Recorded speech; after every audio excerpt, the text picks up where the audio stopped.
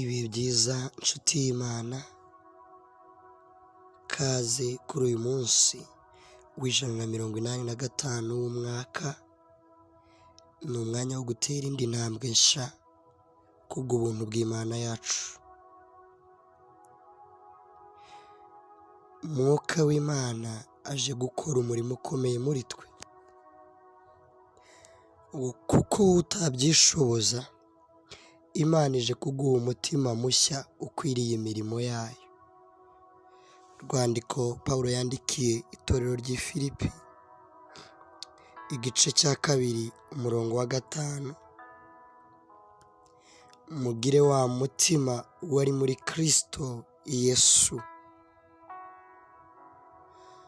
Uwo nubwo yabanje kugira akamero k'Imana, ntiyatekereje yuko guhwana n'Imana ari ikintu cyo kugundirwa.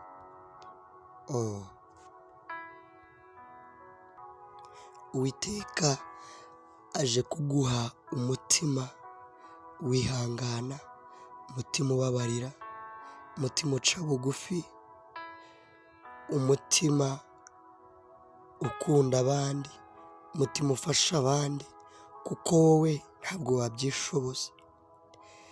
Nk'uko Yesu Kristo yakoze akanesha, arabizi ibyo ucamo, arabizi ibyo urwana nabyo, arabizi ibikunaniza. Niyo mpamvu aje kugufasha kunesha, niyo mpamvu aje kuguha imbaraga wongera ngo nawe ubitsinde.